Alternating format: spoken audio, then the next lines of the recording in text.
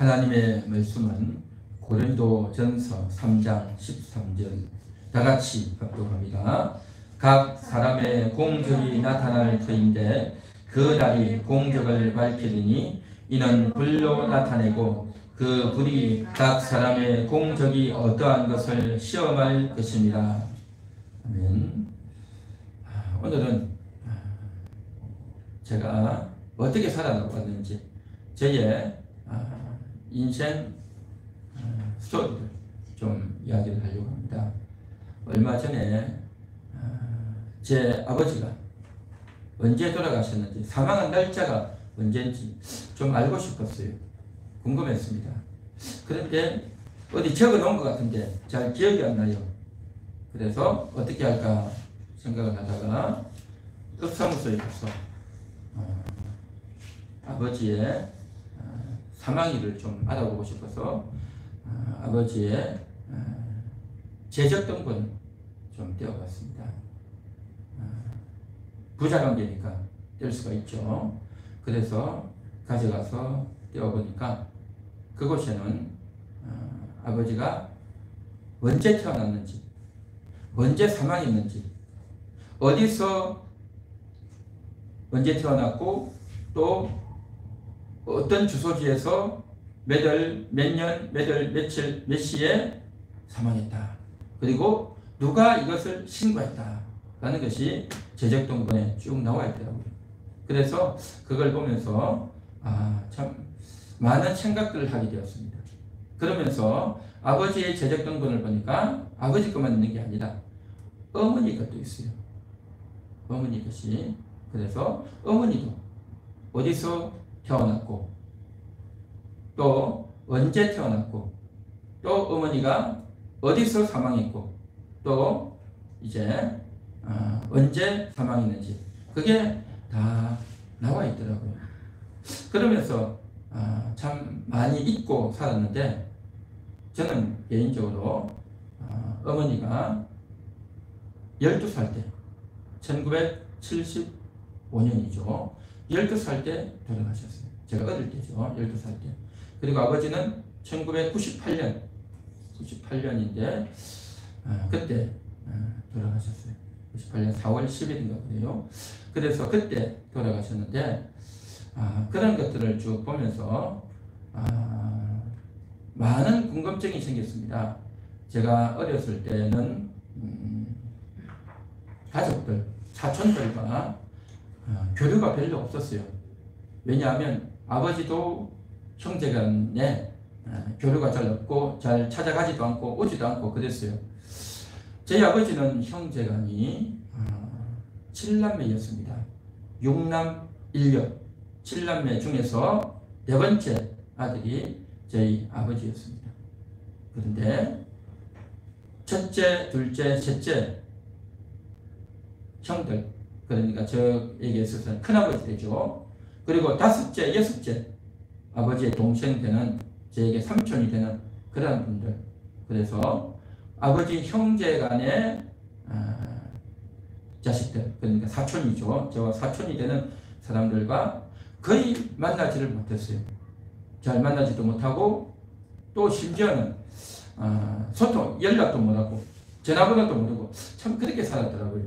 그래서 참 이렇게 살아서 되겠는가 그러면서 한번 여기저기 물어가지고 알아가지고 전화를 좀 하고 그렇게 했어요. 그렇게 하다 보니까 아버지 형제간에게 자식들이 몇 명이 있는지, 몇 남매가 있는지, 첫째 아버지는 넷째니까 첫째 형에게는 몇 남매, 둘째에게는 몇 남매, 셋째에게는 몇 남매, 넷째는 우리 가정이죠. 그 다음에 다섯째, 여섯째, 일곱째 쭉 알아봤어요. 알아보고 전화도 좀 하고 그러면서 참 다시 좀 회복을 좀 많이 좀 하면서 살았는데, 그래서 제가 그걸 쭉 리스트를 한번 작성을 해봤어요. 그래서 리스트를 쭉 작성을 해보니까 이걸 알 수가 없어요. 잘 알 수가 없어가지고 이제 어떻게 했냐면 읍사무소 또 찾아가가지고 할아버지의 제적등본을 좀 띄었어요. 그러니까 그게 다 있더라고요. 그런데 할아버지의 제적등본이 보니까 할아버지가 1898년인가 그때 태어나셨어요. 그때 태어나셨는데 그 재적등본은요 옛날 때 돼가지고 전부 한자로 되어 있어요. 전부 한자로 되어 있고 그 한자를 정자로 쓴 게 아니라 다 날려서 써가지고 알아보기가 힘들어요. 그래가지고 어쨌든 간에 할아버지 재적등본을 쭉 보니까 그 할아버지 밑에 할머니가 있고 그리고 그 다음에 이제 7남매가 있죠. 7남매가 있는데 그 7남매마다 아들, 며느리, 그렇죠? 딸 사이가 쭉 나와야 되는데 그래서 이제 그걸 보면서 이제 옛날에는 어렸을 때는 큰어머니하고 숙모하고 또 고모하고 이름 불렀는데 이름을 다 몰랐던 것 같아요. 그래서 거기에 보니까 이름들이 다 나와 있더라고요. 그러면서 제가 찾았죠. 옛날에는 그냥 큰어머니 그러고 고모부 그러고 그랬는데 이게 아니구나. 다시 알아야 되겠다. 그래서 이름도 그때 조사를 하니까 딱 나오더라고요. 그러면서 가족 관계에 대해서 좀 쭉 살펴보고 언제 태어났는지 그분들이 나이가 얼마나 됐는지 늦게서 제가 좀 알아봤습니다. 그러면서 참 제가 무슨 생각을 했냐면 이걸 좀 진작했어야 되는데 왜 늦게서 이렇게 했을까 하는 그런 아쉬움도 있고 참 그런 생각을 많이 했습니다. 그러면서 어렸을 때는 아버지나 어머니가 와가지고 이분은 친척이다, 나와 어떤 관계고 너와 어떤 관계다 막 열심히 이야기를 했어요. 그러면 그 이야기가 별로 관심이 없었어요. 별로 관심도 없고 들어도 잘 모르겠고 그래가지고 관심도 없고 잘 이해도 못했고 그러고 말았는데 정말 이렇게 해서 살 게 아니구나 그런 생각이 들었어요. 그래서 하나하나 확인하고 다 할아버지 할머니가 있고 이름이 어떻게 되고 그분이 언제 태어나셨고 그러면서 이분들에 대해서 이제 다 물어보고 또 적어놓고 그 자녀들 이렇게 다 적어놓고 그러면서 쭉 인생을 지내면서 생각들을 참 많이 했어요. 내가 어디서 태어났는가. 그래서 제가 태어난 데가 통영이에요. 통영. 그때는 충무라고 했죠. 충무는 조그마한 이 도시고 인구 한 5만 6만 정도 됐고 그 다음에 충무 외곽에 있는 면단위 지역이 몇 개 있었어요. 그래서 그 여러 면단위를 합쳐서 그때를 통영군이라고 했죠. 그래서 안에 있는 도시 지역을 충무시, 바깥에 있는 외곽 지역을 통영군이라고 했는데 그걸 또 바꿨더라고요. 96년도인가? 그래 바꿔가지고 전부 통합해가지고 안에 있는 충무시나 통영군이나 다 통합을 해서 통영시라고 해서 이름을 바꿨더라고요. 그래서 지금은 현재 통영이라고 부르죠. 자, 어쨌든 그렇게 부르는데 제가 태어난 데가 통영시 당동 99번지입니다. 그런데 거기가 어디냐면 통영에 가보시는 분은 아시겠지만 통영에 다리가 있어요. 충무교라는 다리가 있는데 그 다리가 굉장히 사진에도 많이 나오고 인터넷에도 많이 나오는데 그 다리의 오른쪽 밑에 보면 마을이 있는데 그 마을에서 태어났어요. 통영시 당동 99번지가 바로 그 지역이거든요. 어릴 때 어른들이 막 그러더라고요. 저보고 너는 말이야 다리 밑에서 죽어왔다 막 그러더라고요. 그래서 다리 밑에서 죽어왔다길래 그때 제가 어떻게 생각했냐면 내가 태어난 데가 다리 밑이니까 그렇게 죽어왔다고 하나 보다. 근데 왜 죽어왔다고 하지? 되게 궁금했었어요. 그런데 나중에 알고 보니까 다른 친구들도 내 또래 다른 친구들도 다 집에서 그랬더라고. 너 말이야 다리 밑에서 죽어왔다고 하길래 이게 무슨 말인가. 쟤는 집이 다리 밑이 아닌데 왜 저렇게 말할까. 되게 의아했죠. 나중에서 그 말이 무슨 말인지 알았지만 어쨌든 간에 제가 그곳에서 태어나가지고 본적지에서 태어나서 그 다음에 5살 때 이사해서 살았죠. 이사해서 아버지가 리어카를 끌고 또 뒤에서 밀고 그러면서 이사를 해서 이제 갔는데 그때는 굉장히 멀리 가는 줄 알았어요. 근데 제가 얼마 전에 거기를 가보니까 그렇게 먼 거리도 아니었어요. 한 1km, 1.5km 정도밖에 안 되는 그런 거리인데 어렸을 때는 굉장히 멀어 보였죠. 그래서 그쪽으로 갔는데 그 어린 시절에 살던 그 집이 지금은 없더라고요. 그 집이 없어요. 그 집이 없고 큰 길이 난 거죠. 큰 길이 나서 차가 이렇게 다닐 수 있는 길이 나가지고 있는데 그 가장 근처에 있는 집을 가보니까 길이 나와 있고, 그리고 그 집에서 조금만 가면 바닷가가 있었어요. 바닷가가 있었는데 그 바닷가에 가가지고 어린 시절에 놀기도 하고, 또 바닷가에 가가지고 돈을 주워가지고, 그 동전이 많이 떨어져 있더라고요.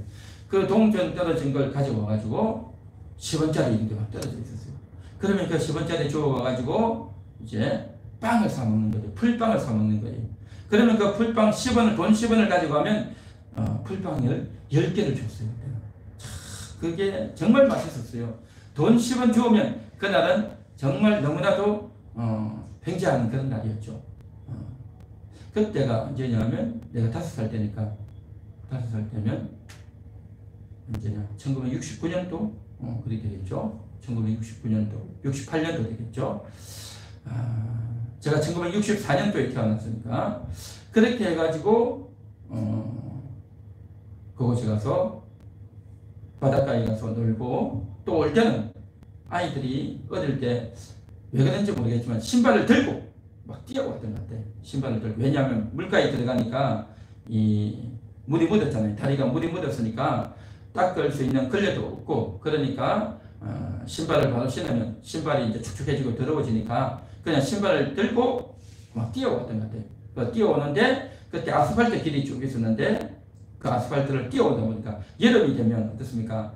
이 해가 뜨거우니까 아스팔트가 막 녹았단 말이죠. 그러면 굉장히 뜨거웠던 것 같아요. 뜨거웠던 것을 밟고 뛰어왔던 그러한 추억이 막 나는데, 그 어린 시절을 쭉 돌이켜보면서 내가 5살 때 그 다음에 또 다른 데로 이사를 가고, 7살 되면 또 다른 데로 이사를 가고, 또 이제 그곳에서 살면서 여러 가구가 살고 많은 친구들이 살고, 우리 집 뒤에 이제 큰 산이 있어가지고 대나무가 많이 있었는데, 그때는 그 산이 굉장히 높아 보이는데 제가 다시 가보니까요, 조그마한 그냥 언덕이었어요. 너무나도 볼품없는 언덕이었는데 어린 시절에는 그렇게 울창한 대나무 숲으로 보였다는 거죠. 그래서 참 어린 시절 보는 것과 나중에 커서 보는 것이 이렇게 다르구나 생각이 많이 들었어요. 그러다가 또 좀 더 시내 쪽으로 들어왔죠. 충무 시내 쪽으로 옮겨와가지고 계단이 있는 그 동네에 가서 이제 집에서 살고, 그 밑은 시장이죠. 시장. 지금도 통영에 가면 화르회 시장 많죠. 화르회 시장 있는 바로 그 안쪽입니다. 그 안쪽이고, 그쪽이 지금도 통영에 가면 동피랑 올라가는 그 골목인데, 동피랑 올라가는 골목이 많은데 그 중에 한 군데가 저희 집이 있는 바로 그것이었어요. 그래서 그곳에서 이렇게 살았는데, 옛날에는 동피랑 같은 거 없었죠. 백화말 이런 거 없었죠. 옛날에는 정말 볼품없고, 옛날에는 겨울에 찬바람을 쌩쌩 부는 그런 마을이었는데, 요즘은 참 그런 데를 동피랑 해가지고 벽화를 꾸며놓으니까 참 격세지감을 많이 느끼게 되는 그런 순간이었습니다. 어쨌든 그렇게 쭉 지내다가 제가 중학교를 가게 되고, 먼 거리를 걸어 다니고, 또 이제 고등학교를 이제 오게 돼가지고 창원으로 왔죠. 통영에서 이제 창원으로 고등학교를 와서 그곳에서 3년을 지내면서 기숙사 생활을 했습니다. 기숙사에서 이제 잠자고 밥 먹고 또 학교 가고 그러한 생활들을 다 했죠. 그렇게 하다가 제가 그곳에서 교회를 나가게 되었습니다. 고등학교 1학년 때 교회를 나가고, 또 교회를 나가다가 한동안 좀 시리에 빠져가지고, 왜냐하면 내 인생에 굉장히 낙심되고 좌절돼가지고 교회를 좀 한동안 못 나갔죠. 그러다가 고등학교 2학년 말 때에 다시 교회를 나가게 되면서 신앙생활을 본격적으로 시작을 하게 되었습니다. 그리고 나서 이제 고등학교를 졸업하고, 또 이제 직장을 다니고, 그러다가 또 군대를 갔다 오고, 또 군대 갔다 오고 나서 또 계속 교회를 다니고 신앙생활을 하면서 이제 청년회에서, 교회에서 열심히 활동을 하고 봉사를 하는 가운데 우리 사랑하는 사모님을 만나서 결혼을 하게 되고, 그리고 그 이듬해 딸을 낳게 되고, 그러면서 이제 신학을 하게 되었죠. 신학교에 가서 낮에는 직장에 가서 일을 하고, 저녁에는 학교에 가서 공부를 하고, 그렇게 신학교 4년을 마치고 창원에서 또 부산에서 신학교를 4년을 마치고 이제 그 다음에는 총신신대원을 이제 합격해서 와서 용인 양지에서 학교를 다닙니다. 그렇게 학교를 쭉 다니다가 이제는 이사를 오게 되죠. 서울로 아현동으로 이사를 오게 되고 그 다음에 그 아현동에서 한 1년 정도 있다가 이제는 교회를 얻어가지고 전농동, 서울 동대문구 전농동에 있는 전농교회에서 이제 사택을 마련해 줘가지고 그곳으로 아현동에서 전농동으로 옮기게 되죠. 그러면서 서울 여러 교회들을 다니다가 서울을 지내고 그 다음에 안양에서 또 4년을 지내고 그리고 나서 이제 화성으로 바란으로 와서 이곳까지 오게 되었는데 저의 개인적인 그러한 여정이 있지만 이 여정을 통해서 제가 참 많은 생각들을 하게 되었는데 내가 어린 시절 이렇게 지나왔구나. 또 어린 시절 내가 살았던 곳이 바로 이곳이구나 를 생각하면서 또 여태까지 제가 1964년생이니까 지금 현재 58이죠. 58세인데 이 때까지 지나오면서 제가 주민등록 초본을 쭉 떼어보니까 참 이사도 많이 했더라고요. 이사도 많이 했어요. 어린 시절 이사도 했고 결혼 이후에도 이사를 많이 했고 그래서 수십 번 이사를 해서 이곳까지 왔는데 오늘 이 순간까지 오게 되었는데 그러면서 이사도 많이 다니고 직장도 많이 옮겨 다니고 또 많은 일도 하고 또 많은 사람들도 만나고 그렇게 지나면서 이러한 인생을 지내면서 가장 기억에 남는 내가 인생을 살면서 가장 잘했다라고 여겨지는 것 그것이 한 가지 있는데 그것은 바로 제가 교회를 나간 겁니다. 제가 교회를 나가서 예수님을 믿고 그 예수님을 내 마음속에 모셔드렸다고 하는 것 이것이 저는 가장 잘한 일이다. 가장 의미 있고 뜻깊은 일이다 라고 저는 그렇게 생각합니다. 할렐루야. 오늘 이 시간 여러분들도 여태까지 인생을 살면서 많은 이사와 또 많은 일들을 했고 또 많은 정말 사람들을 만나고 인생을 살아왔겠지만 저의 이야기 하나하나를 여러분들은 다 이해할 수 없겠고 또 들으면서도 아이고 저 이야기 왜 하나 쓸데없이 왜 하냐라고 할지 모르겠지만 저 개인에게 있어서는 굉장히 중요한 일인 겁니다.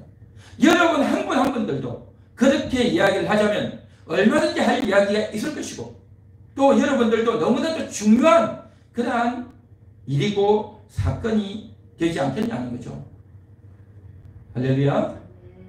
그래서 그 인생을 지나면서 가장 잘한 것, 가장 의미 있는 것 그것은 바로 예수님을 믿는 일이 가장 잘한 일이 될 줄로 믿습니다.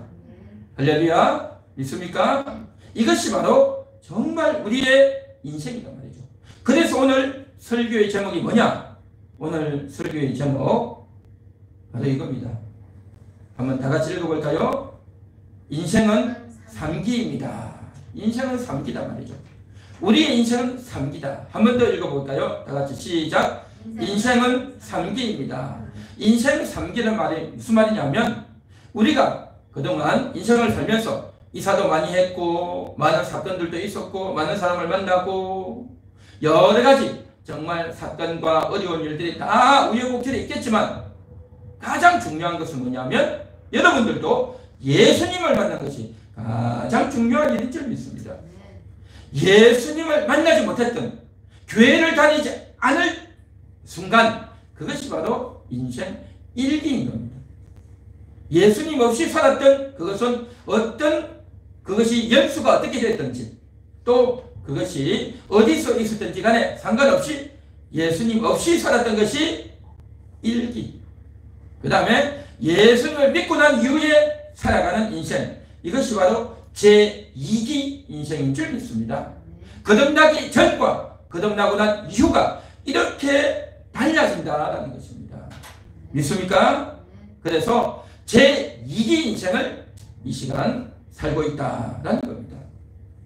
저는 개인적으로 인생을 살면서 가장 잘한 일, 그것은 바로 예수님을 믿은 일이다 라고 했는데, 그 다음에 두 번째 잘한 것이 있습니다. 그건 뭐냐면 그 예수님이 어떤 분인지, 예수님이 얼마나 대단하고 얼마나 가치 있는 분인지를 찾아가고 발견해가고 확인해가는 인생, 이것이 제 인생 이기 인생이었습니다.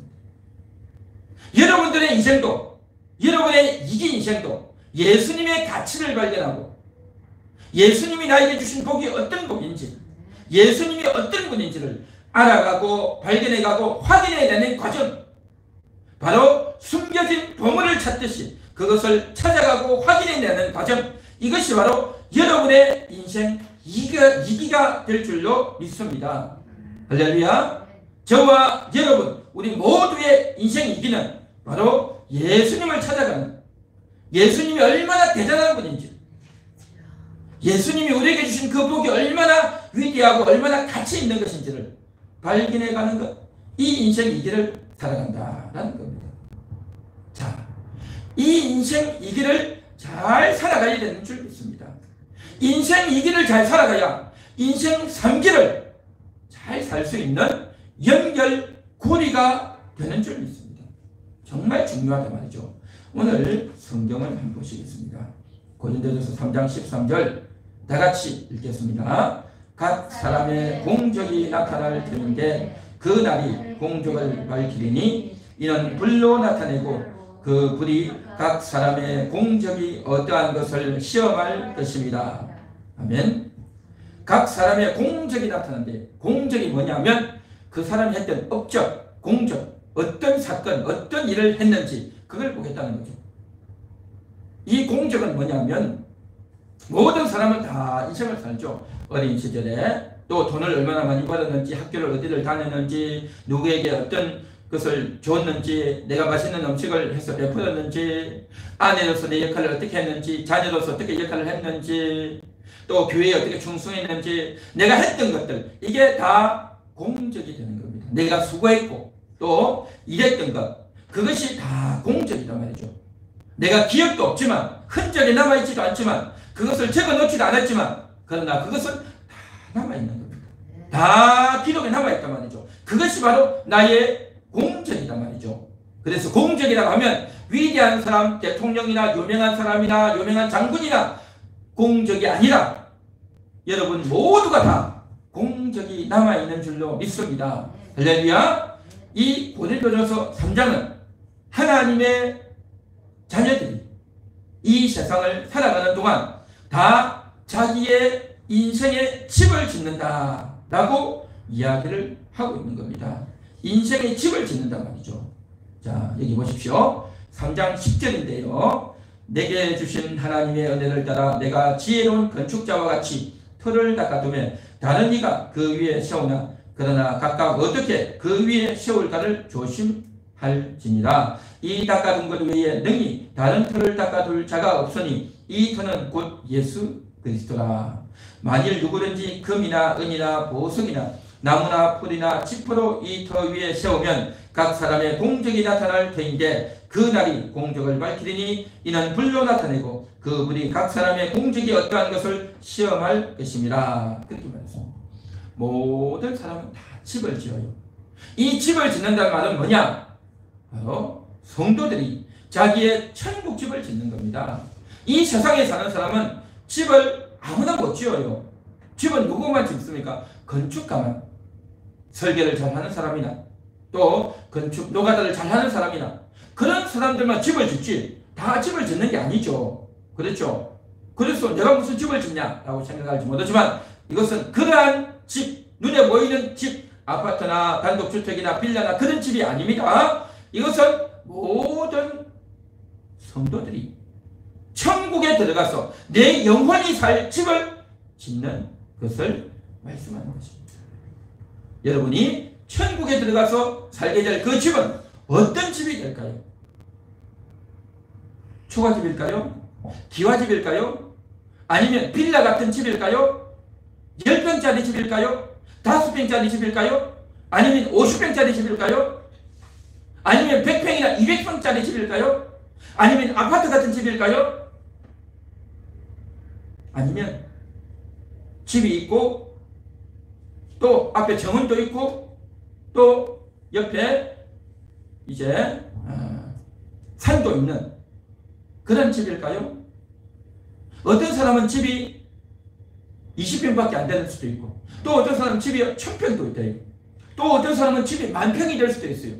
또 어떤 사람은 집이요 정말 한 도시만큼 화성시와 같은 이 큰 도시 같은 집을 차지하는 사람도 있어요. 또 어떤 사람은 이 경기도 같은 집을 차지하는 사람도 있어요. 또 어떤 사람은 이 대한민국 땅덩어리 같은 집을 차지하는 사람도 있어요. 이 세상은요 땅이 너무 좁아요.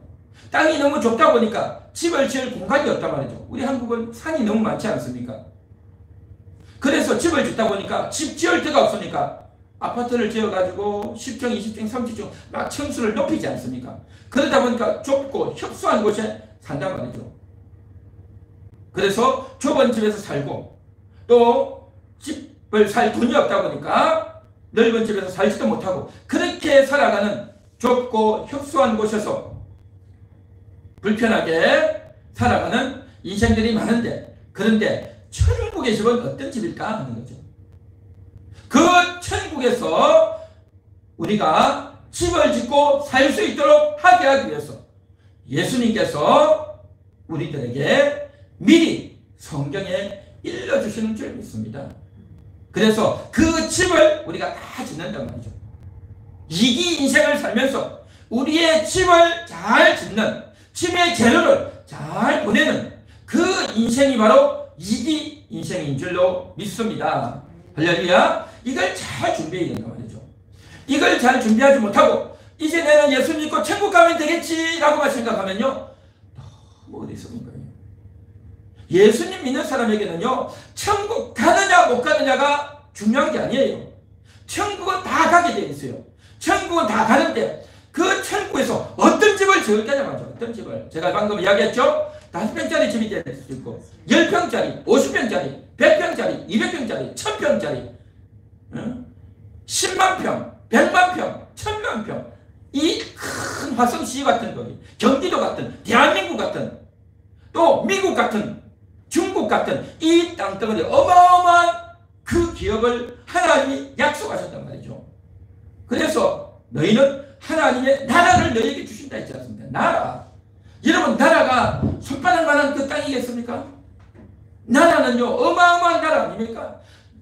나라가 나라마다 면적이 다 다르지만 그 나라를 주신다고 했는데 그 어마어마한 그 나라를 주시는데 그 나라를 다스리는 자로 삼기 위해서 여러분들을 택하시고 엄청난 복을 주시고 그 천국에 대한 것들을 상세하게 성경에 쫙 펼쳐주신단 말이죠. 할렐루야. 이 말씀을 받아들이고 이 말씀을 믿고 그대로 삶을 살아서 잘 준비하는 영혼들은 정말 천국이 너무너무 좋은 것이고 그런데 그러한 것들을 잘 알지 못하고 하나님이 주신다고 하는 것에 대해서 별로 감흥도 없고 아이고 뭐 그러니까 줘봤자만 그렇게 생각하면 정말 괴로운 거죠. 정말 괴로운 겁니다. 최근에 무슨 일이 있었냐면 미국에서 아파치 헬기가 한국에 배치가 됐어요. 아파치 헬기가 뭐냐면요. 지금 우리나라가 북한이 대치하고 있지 않습니까? 북한에서 고무튜브 같은 거 있죠. 고무튜브 같은데 해병대가 북한이 군이 그 고무튜브에 한 10명 타가지고 아주 쾌속정이에요. 아주 급속하게 와요. 그걸 타면 한 시간도 안 돼서 한 20분, 30분도 안 돼서 백령도나 연평도가 막 쳐들어올 수 있어요. 그러면요, 갑자기 그곳에서 중장비를 해가지고 쳐들어오면요, 그 감당이 안 돼요. 북한군이 엄청나게 한 몇백 명 들어오면요, 감당이 안 돼요. 거기에 있는 연평도나 백령도 있는 그걸로 가지고는 안 된단 말이죠. 그래서 그들을 제압할 수 있는 무기가 있어요. 그게 바로 뭐냐면 헬기예요. 그냥 헬기가 아니라 아파치 헬기예요. 그래서 그것들이 딱 온다 그러면 아파치 헬기에 팍 떠가지고 그들을 향해서 하늘에서 공중에서 막 발사를 해버린단 말이죠. 그렇기 때문에 북괴군이 쳐들어오지를 못하는 겁니다. 이게 이러한 신속한 무기가 있어요. 그리고 육지를 오면 이제 그렇게 바다를 오면 그렇게 하고 북한에 탱크가 들어온다. 그러면 아파치 헬기에 딱 떠가지고 미사일을 가지고 정확하게 딱 때려버리면 절대 쳐들어오질 못해요. 그래서 그 아파치 헬기가 정말 바다에도 또 육지에도 아주 좋은데 그 아파치 헬기가 업그레이드된 새로 개발된 전에 부족했던 점을 더 개량해서 더 성능이 업그레이드된 그러한 게 들어왔어요. 그러한 게 들어와가지고 지금 배치가 되어 있는데, 그런데 이전 같으면 미군에서 이렇게 좋은 무기가 들어왔다 그러면요 뉴스에 나오고 또 그러한 것들이 많이 알려지고 많은 사람들이 논평도 내고 글도 쓰고 그렇게 해서 많은 사람들이 알고 하는데 요즘은요 그 뉴스에 나오지도 않아요. 오히려 그러한 것들을 미국에서 갖다 놨다는 것에 대해서 국방부나 이런 데서 오히려 기분 나쁘게 생각하고 뭐 그까지 이걸 가져왔냐 이런 식으로 반응을 하는 거예요. 우리나라 대한민국 군인에 있어서 너무나도 좋은 건데 이것을 갖다 놔도 좋다고 말도 안 하고 표현도 안 하고 뉴스 보도도 안 나와요. 참, 이러한 시기가 되었어요. 정말 우리나라가 사는 이 대한민국이 북한과 연합해서 그냥 끼리끼리 통일한다, 사이좋게 지낸다, 그러한 원리만 가지고 이 나라의 안보를 튼튼하게 해야 되는데 그런 데 대해서 너무 관심이 없고 오히려 안보를 강하게 하려고 하는 것을 싫어하는 그런 형편에 참 안타까운 형편에 되어 있죠. 그래서 오히려 그러한 것들을 귀찮게 여기고 괘씸하게 여기는 그러한 형편에 있단 말이죠.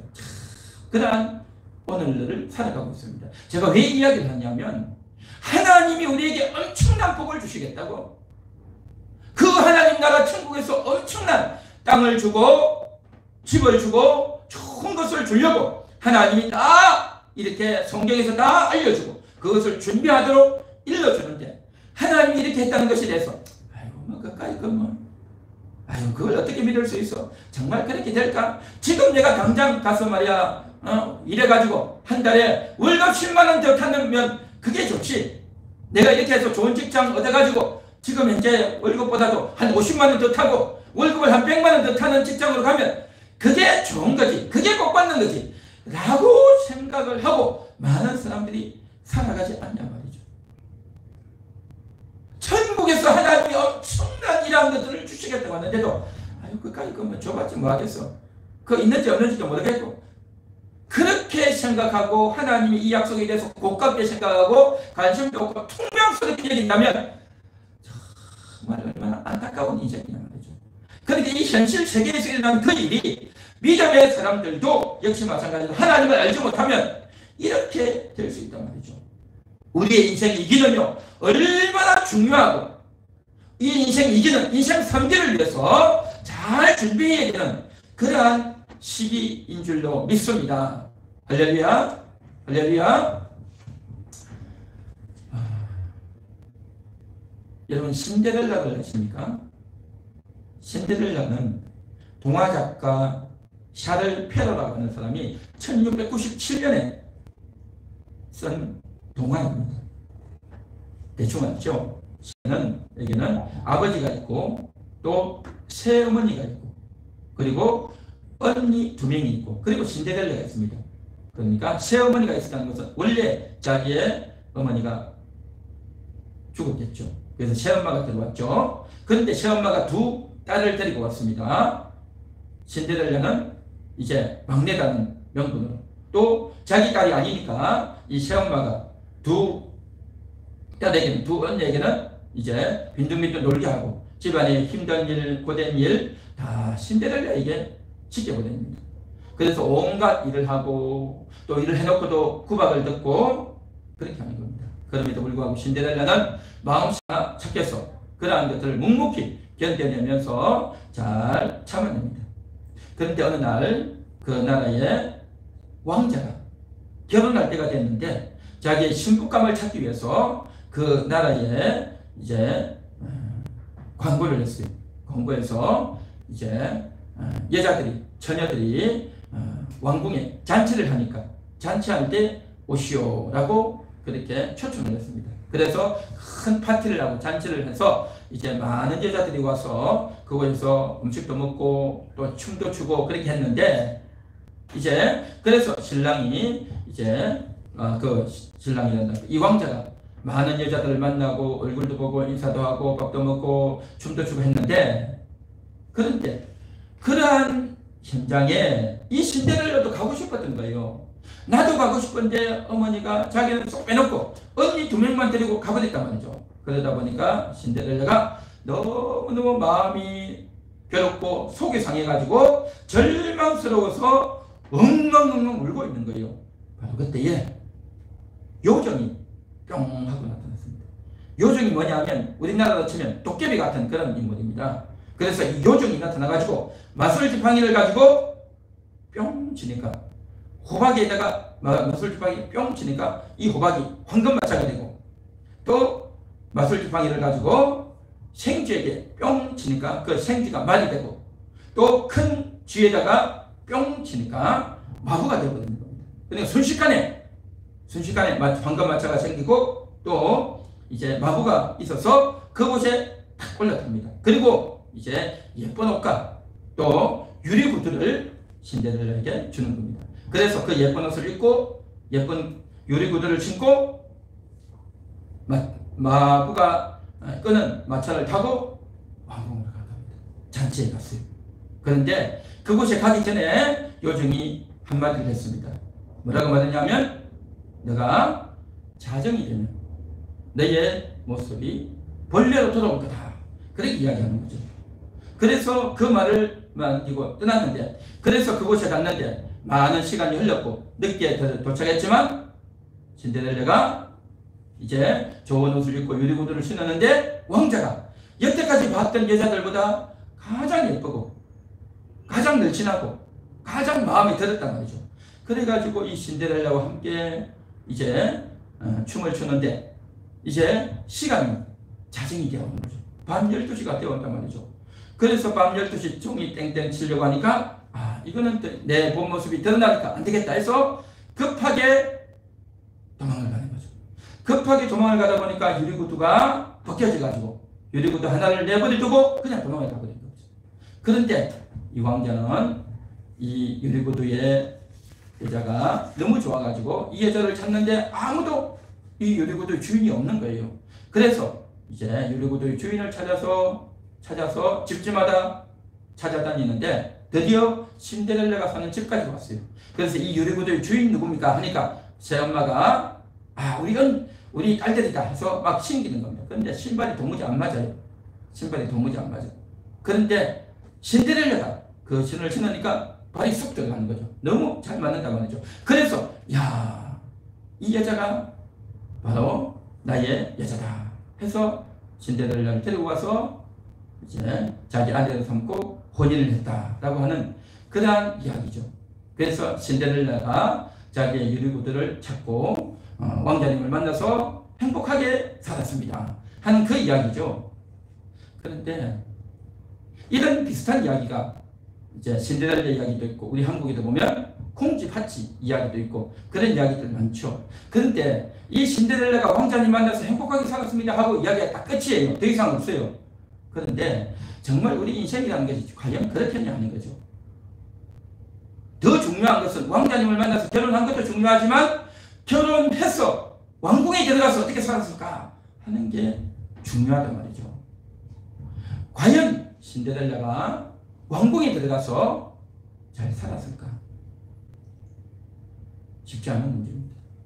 왕궁에 들어가서 산다는 것은 그 왕궁에서 시녀들도 있고 또 왕자와 함께 살아야 되고 또 왕자의 어머니, 시어머니와 함께 살아야 되고 또 왕궁에 있는 사람들과 함께 살아야 된단 말이죠.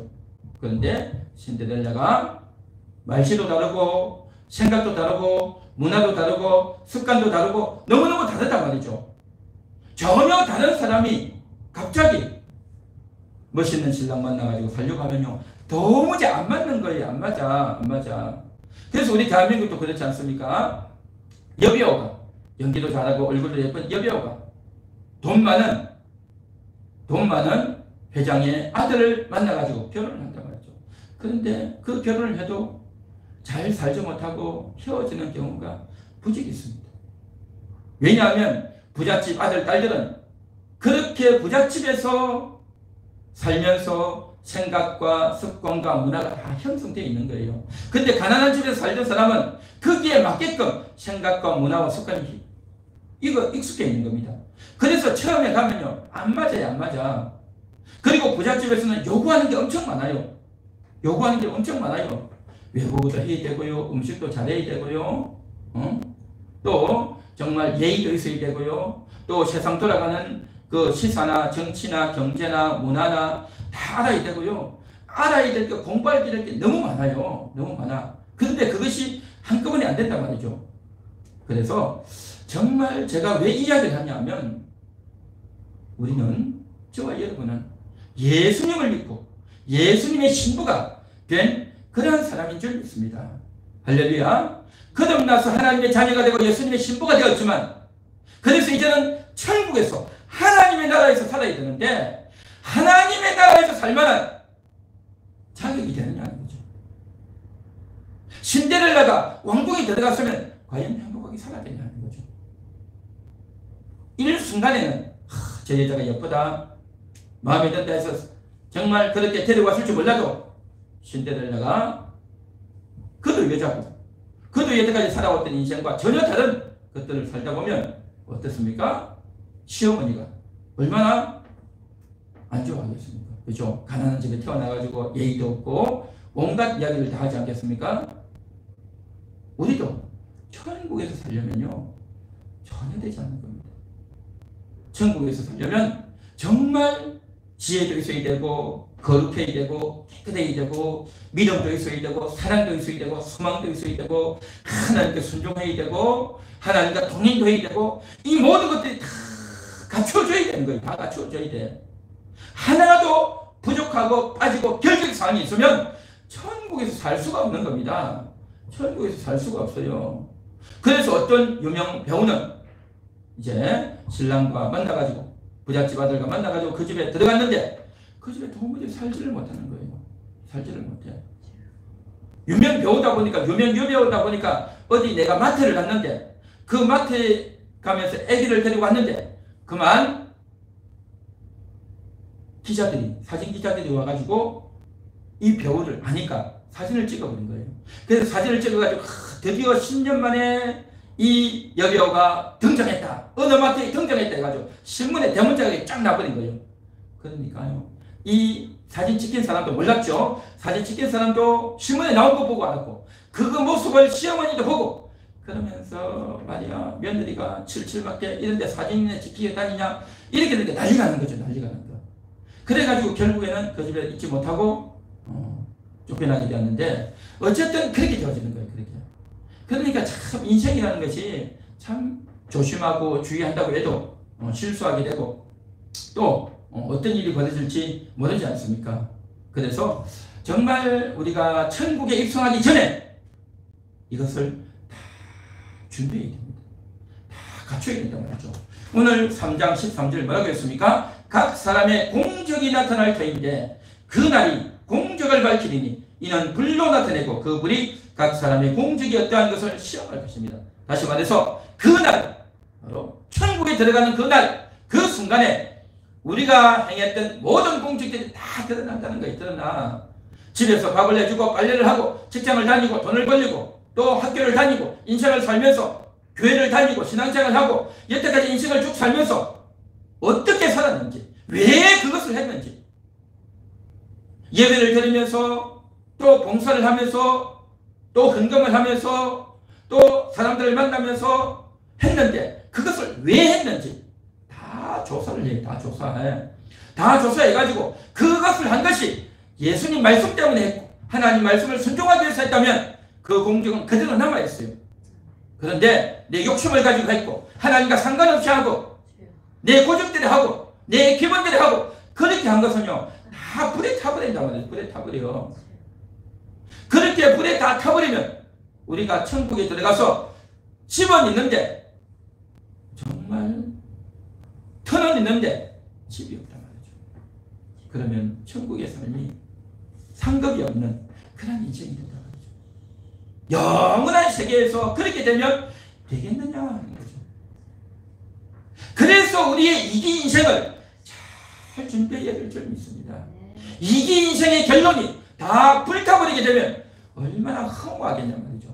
이 세상에서는 내가 재주도 있다, 노래도 잘한다, 춤도 잘 춘다, 내가 똑똑하다, 돈도 많이 벌었다, 내가 사람에게 인기도 있다, 내가 열심히 살았다, 나는 이런 사람이다, 온갖 이야기를 하고 온갖 인생을 다 살았겠지만 하나님과 상관없다면요, 다 타버려요. 타버려요. 다 타버린단 말이죠. 그러면 그것이 얼마나 허무한지 아십니까? 얼마나 괴로운지 아십니까? 그렇게 타지 않기 위해서 우리가 믿음으로 준비하고 예수의 보혈로 날마다 새로워져야 되고 예수의 피로 깨끗해져야 되고 날마다 하나님을 만나고 회개해야 될 줄로 믿습니다. 할렐루야. 할렐루야. 그래서 그날에 타지 않기 위해서 미리 타야 될 줄 믿습니다. 미리 깨닫는 겁니다. 미리. 그래서 신앙생활 하면서 바로 오늘 이 시간에 미리 깨달아야 되는 겁니다. 천국에 순환 전에 내가 인생을 살면서 양심의 가책을 미리 느껴야 되는 겁니다. 내가 여태까지 한 게 뭔가 너무나도 허무한 것을 미리 느껴야 돼요. 미리 느껴야 됩니다. 인간관계를 하면서 내가 속상하구나, 내가 여태까지 인생을 살면서 내가 한 게 뭔가, 친구들 만나면서 내가 왜 그런 실수를 했을까, 저 친구가 나에게 왜 그런 말을 할까, 나는 여태까지 인생을 어떻게 살았냐 하면서 나를 돌이켜보고 하나님 말씀대로인가, 예수님 의지하고 한 건가, 그것을 생각하면서 내 자신을 돌이켜봐야 되는 겁니다. 그렇게 돌이켜볼 때에 대부분의 경우, 많은 경우에 있어서 부끄러울 때가 많을 겁니다. 창피하고 부끄럽고 양심이 가책될 때가 많을 겁니다. 그것을 느끼셔야 되는 겁니다. 할렐루야. 그것을 미리 느껴야 돼요. 그것을 미리 느끼고 준비하셔야 되는 겁니다. 이게 바로 인생 이기인 줄 믿습니다. 이걸 느껴야 돼요. 이걸 깨달아야 돼요. 이걸 느끼고 깨닫고, 아, 내가 잘못 살았구나, 내가 쓸데없는 고집을 피웠구나, 내가 욕심이 많았구나, 내가 음란했구나, 내가 더러웠구나, 내가 사악했구나, 내가 교만했구나, 내가 미움이 많았구나. 그것을 미리 느껴야 될 줄 믿습니다. 그걸 미리 느끼고 씻고 회개하고 깨끗이 하고 새롭게 해야 될 줄 믿습니다.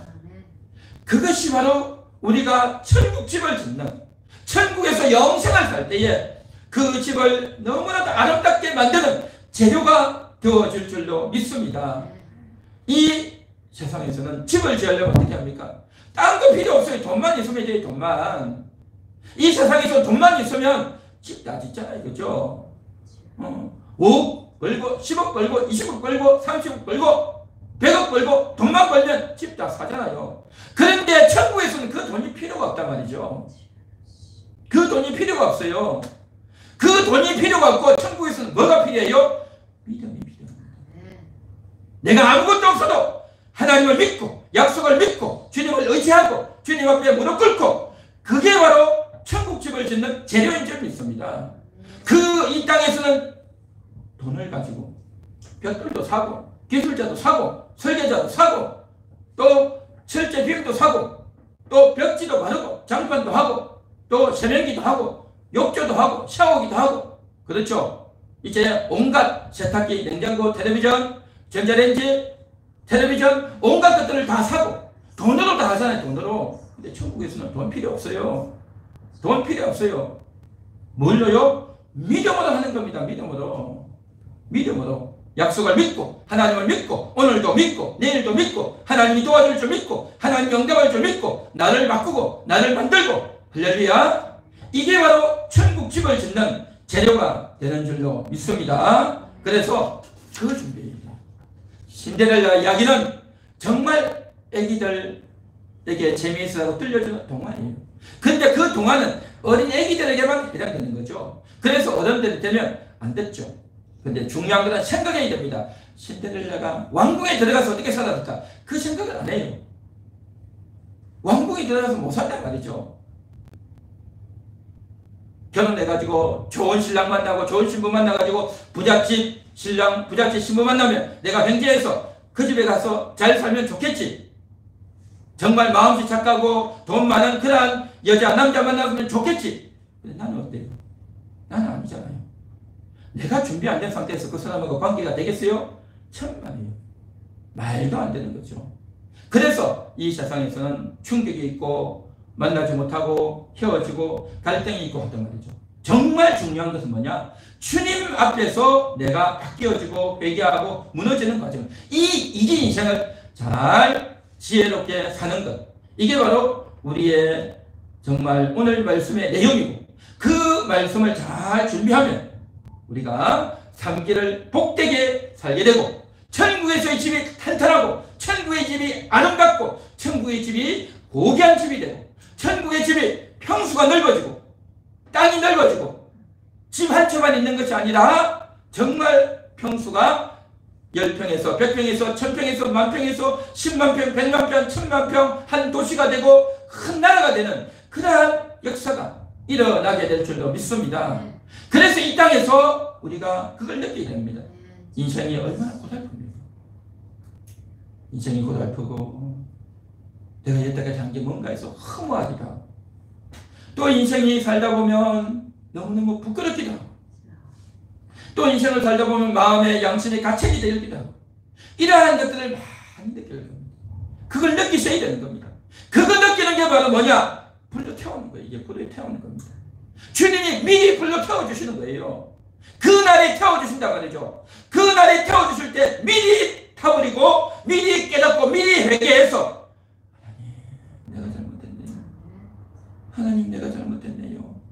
회개하고 돌이켜서 새로워지는 그런 은혜가 있기를 축원합니다. 축원합니다. 그런 상태가 되어서 천국에 들어가야 교만하지 않고 욕심부리지 않고 거만하지 않고 자기 잘난 체하지 않고, 그렇죠? 더 지혜로워지고 더 예수님과 함께하게 되고 더 하나님 말씀을 더 많이 믿게 되고 하나님과 함께하게 되고 예수님과 함께하게 되는 그러한 사람으로, 인격이 달라지는 사람으로 변화되어질 줄 믿습니다. 그렇게 변화되어지는 이것이 바로 인생이란 말이죠. 이게 바로 인생 이기인 줄 믿습니다. 하나님을 믿는 사람에게는 이게 인생 이기예요. 근데 이 사실을 모르는 사람이 있어요. 이 사실을 전혀 모르는 사람, 교회를 다니면서도 이 사실을 알지만 듣고 잊어먹고 신경도 안 쓰고 사는 사람, 듣고 알고는 있는데 세상 일이 바빠서 세상에 눈이 매여가지고 거기에 푹 빠지다 보니까 이것을 주의하지 않는 그런 사람들도 많아요. 오늘 이 시간 저와 여러분 정말 이 말씀을 기억하고 간직해서 정말 지혜로운 삶을 살 수 있기를 축원합니다. 축원합니다. 그래서 삼기 인생은 정말 복되게 영광스럽게 대단한 인생이 되어지기를 간절히 소망합니다. 할렐루야. 같이 기도하겠습니다. 오늘 말씀을 생각하시면서